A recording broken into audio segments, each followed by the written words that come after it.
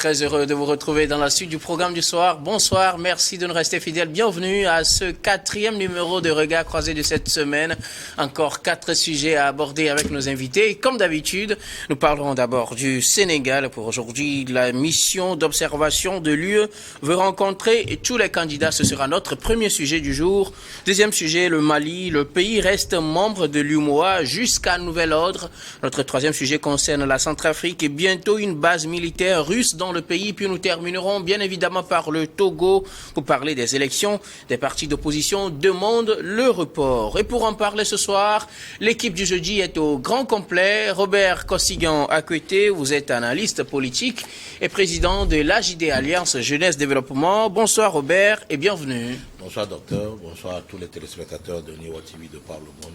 Bonsoir M. Tommy, bonsoir l'ambassadeur des pays du Sahel, des États sahéliens. Ça va de bala. Bon, je laisse ça pour le débat. Je souhaite beaucoup de grâce pour tous les pays africains. Il est l'heure que Dieu nous fasse prospérer à tous les niveaux. Merci beaucoup à vous, Robert Kossignan-Akwete, d'avoir répondu à notre invitation. À côté de vous, Emmanuel Vivien Tommy, vous êtes journaliste, directeur général de Plume Libre, également conseiller en communication politique. Bonsoir Vivien et bienvenue. Bonsoir Guillaume, bonsoir téléspectateurs et téléspectatrices de Dumont TV. Je voudrais dire tout simplement que le proverbe africain rappelle que le bois peut passer 1000 ans dans l'eau, erreur. Il ne deviendra jamais crocodile. Il est toujours bois. Merci beaucoup. Merci beaucoup. On aura peut-être le temps de mieux comprendre ce proverbe-là au cours de cette émission. Notre troisième invité, vous le savez déjà, c'est le pasteur Edo Komi. Vous êtes le président du mouvement Martin Luther King et premier adjoint au maire de la commune Golfe 2. Bonsoir pasteur et bienvenue. Bonsoir ambassadeur ambassadeur de l'Alliance des États du Sahel. Ah oui, votre nom de baptême, vous voyez. Bonsoir à tous mes co-débatteurs. Bonsoir à l'Afrique et à tous ceux qui nous suivent de près ou de loin. Je crois que le plateau de jeudi a commencé par s'animer avant l'émission et je pense que les téléspectateurs et les téléspectatrices auront un très bon débat ce soir. En tout cas, pour ceux qui sont ici en studio avec nous, ils savent que l'émission a bien commencé très longtemps avant l'heure parce que le débat a été vraiment solide. En tout cas, on y reviendra tout à l'heure, mais bien avant, nous allons commencer par le Sénégal tout doucement. La mission d'observation de l'Union européenne veut rencontrer tous les candidats quand la mission en place au Sénégal veut rencontrer tous les candidats retenus pour la présidentielle de ce 25 septembre. Ils ont rencontré certains candidats, mais le cas 25 février, excusez-moi, c'est le 25 février prochain. Donc, nous sommes déjà aujourd'hui, 1er février. D'ailleurs, nous souhaitons un bon mois de février à tous les téléspectateurs, à tous ceux qui nous suivent. Alors, dans quelques jours, les Sénégalais seront appelés aux urnes pour le compte de la présidentielle. La mission d'observation de l'Union européenne veut rencontrer tous les candidats, s'assurer qu'ils partent sur la même ligne de départ. Ils ont toutes les chances. Et surtout, le cas de Bassirou Diomaye Faye, encore en prison jusque-là, préoccupe cette mission qui voudrait qu'on lui permette de pouvoir battre campagne dans les bonnes conditions comme les autres candidats. Je voudrais bien commencer par vous. Pasteur Bassirou Diomaye Faye est emprisonné depuis quelques mois, depuis 2023 disons. Il est en prison, il doit se présenter à la présidentielle de ce mois dans 24 jours disons. Cette présidentielle aura lieu, la mission européenne est préoccupée par sa situation et d'ailleurs la situation de tous les candidats. Elle voudrait que tous les candidats aient les mêmes chances pour battre campagne. Oui, le Sénégal va connaître l'une des élections les plus indécises parce que avec la situation des candidats, notamment celle du secrétaire général de PASTEF, qui est actuellement en prison, depuis 2023. Et dont le dossier a été accepté par le Conseil constitutionnel, qui est naturellement le candidat d'Ousmane Sonko, pour qui déjà il a appelé à voter. Oui. Donc ce qui veut dire que Ousmane Sonko n'est pas là, mais déjà il est représenté. Et je crois que ça a été vraiment bien ficelé au sein de PASTEF pour que, à l'absence, à défaut de Ousmane Sonko, qu'il ait au moins un candidat qui puisse être le sien et pour qui le peuple sénégalais va certainement se prononcer le 25 février prochain. Alors, vous venez de parler de la mission d'observation de l'UE. Alors, qu'en est-il de la mission d'observation de l'Union africaine?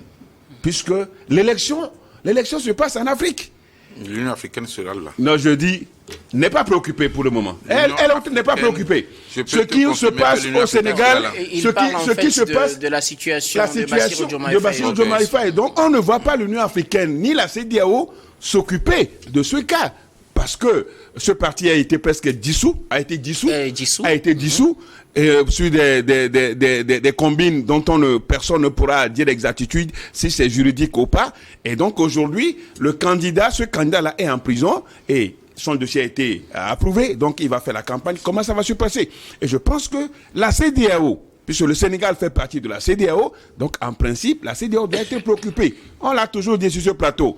La CEDEAO joue toujours ce rôle-là de médecin après la mort.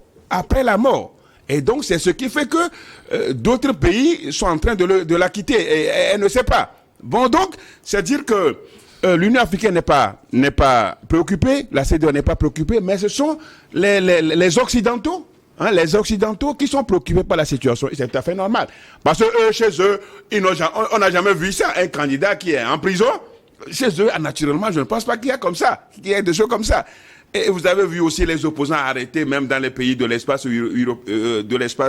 européen. C'est des rares fois. C'est des rares fois qu'on met les politiciens, les opposants en prison. Donc, ce qui veut dire que eux, leur démocratie est autre. Nous, en Afrique, on a une autre démocratie. Et d'ailleurs, c'est pourquoi il est important qu'on définisse un autre modèle politique en Afrique. C'est très important. On ne va pas ouvrir un autre débat tout à l'heure. Donc, c'est ce qu'il faut faire. Bon, donc, je crois que, au début, j'étais en train de dire, de quoi l'Union européenne se mêle. Mais finalement, j'ai compris qu'ils ont intérêt à le faire parce que le candidat est en prison.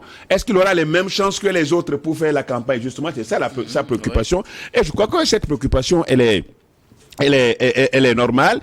Et maintenant, comment ça va se passer?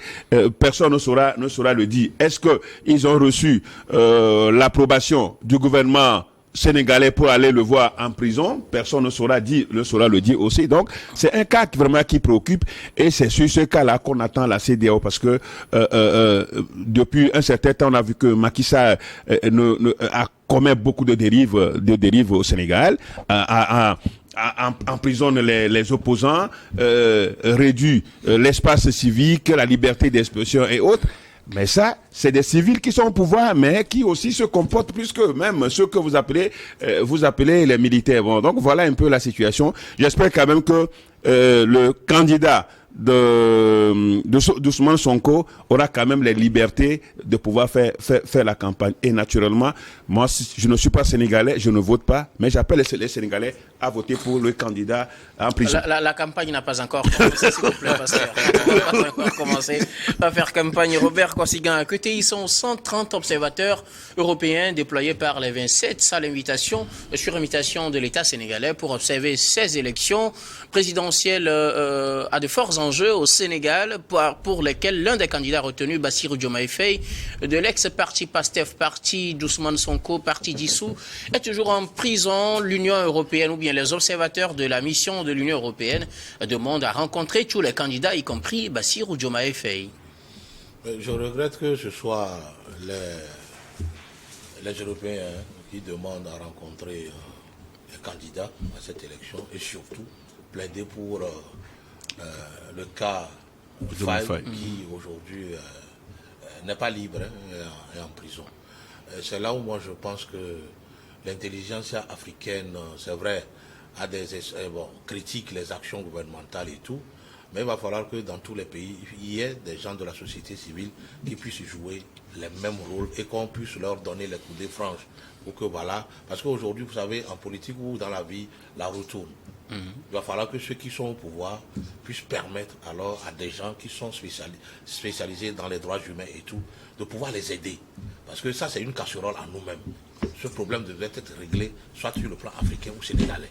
Ensuite, moi je dis, aujourd'hui nous sommes au 21e siècle où nous devons prouver au monde que voilà, nous-mêmes, nous pouvons superviser nos élections et que voilà, l'issue sera équitable, transparente, pour que voilà, on puisse être respecté à l'international. Parce que si aujourd'hui, ce sont les Européens ou l'Occident qui va venir nous dicter ou nous montrer la voie à suivre pour que voilà, l'élection soit transparente et équitable, je dis sur le plan international, on ne peut jamais être respecté. Ah oui, mais puisqu'on ne veut pas suivre la voie, il faut quand même que quelqu'un nous montre la voie. L'heure est venue pour que voilà, on puisse démontrer à la face du monde que nous sommes capables de faire quelque chose. Si aujourd'hui les Sénégalais ne peuvent pas s'entendre, il y a alors plusieurs autres organisations qui peuvent alors agir pour que voilà,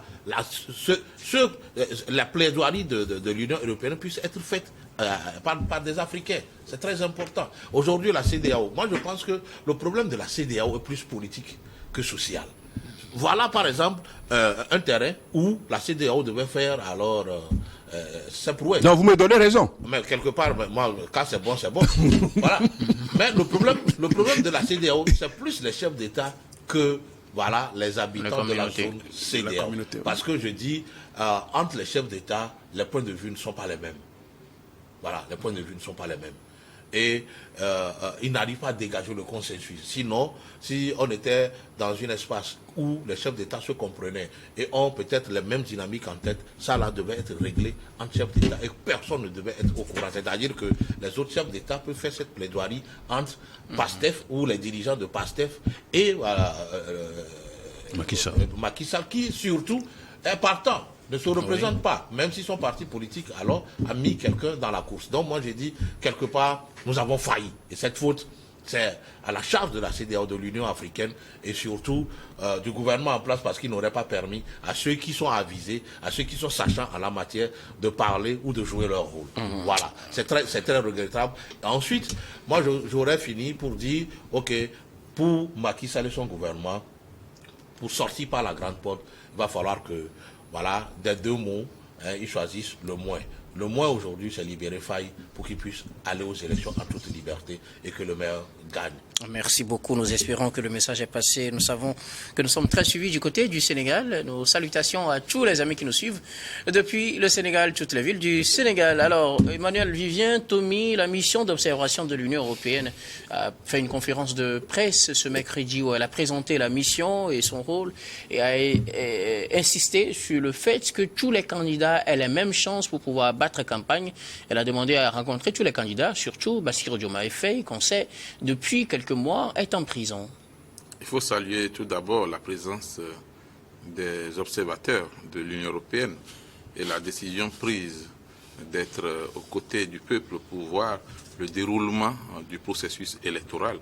Et il faut faire noter également que ce ne sont pas seulement les Européens qui sont là pour observer les élections.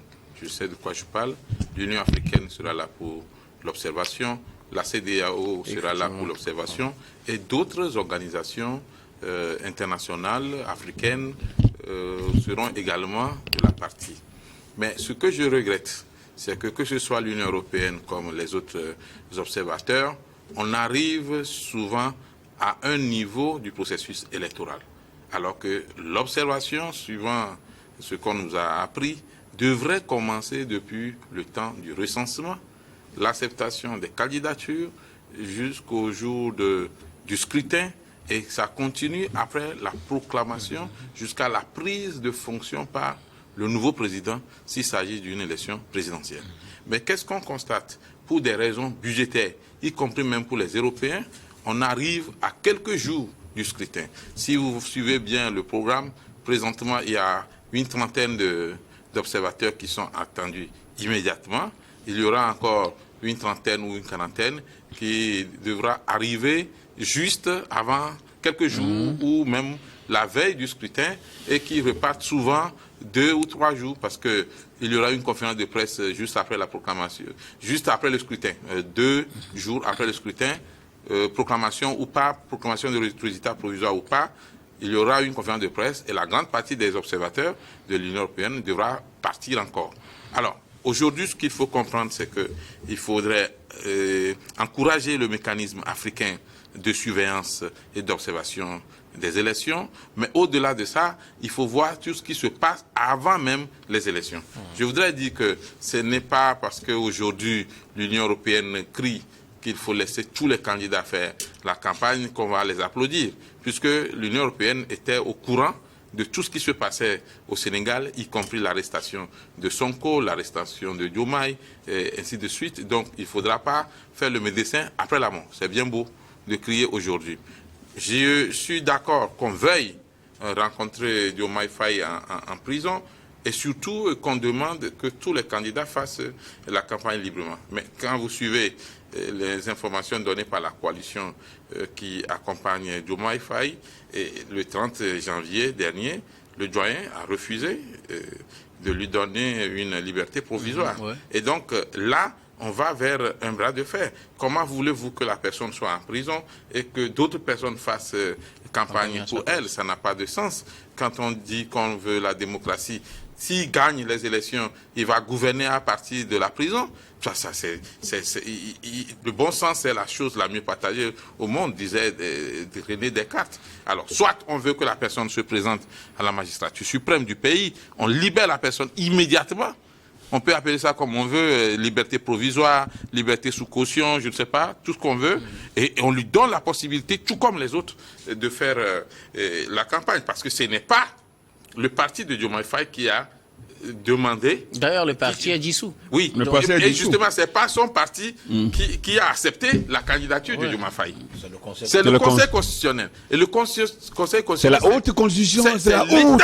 C'est l'État. Et c'est les grands juges de l'État. Bon, suivant les pays, des fois, il y a la Cour suprême qui est au-dessus, mais c'est les grands juges de l'État qui sont capables d'accepter ceux qui peuvent gouverner, diriger le pays un jour. Alors, pourquoi le Conseil constitutionnel va accepter la candidature de quelqu'un qui est en prison et le maintenir en prison? La personne en prison, ça n'a pas de sens. C'est la honte pour la justice du Sénégal. Non, pas pour l'Afrique, parce qu'il y a des justices de certains pays qui savent dire le droit au moment opportun. Dans le cas du Sénégal, il n'y a pas autre chose à faire. Du moment où le Conseil constitutionnel a accepté la candidature de M. Diomaye Faye, il faut justement le libérer, sous caution ou pas. Parce que s'il gagne, vous n'allez pas le laisser en prison pour qu'il gouverne le pays. Ça n'a pas de sens. Il y a une contradiction dans cette façon d'appliquer la loi et la justice. Donc, vivement que tous les candidats qui sont en liste pour ces présidentielles au Sénégal puissent avoir la liberté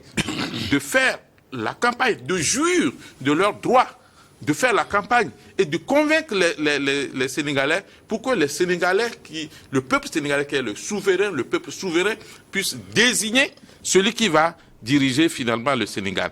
Nous ne pensons plus que les pays peuvent faire n'importe quoi parce qu'on est dans le coin. Nous sommes à l'ère de l'Internet et tout est vu. Le monde est devenu un petit village. Tout ce qui se passe à Dakar est suivi de près à Hanoï, au Vietnam et un peu partout au monde. Ça n'a pas de sens de garder encore Diomaye Faye en prison. Merci beaucoup à vous. Nous allons marquer la première pause, puis on revient juste après pour la suite de cette émission.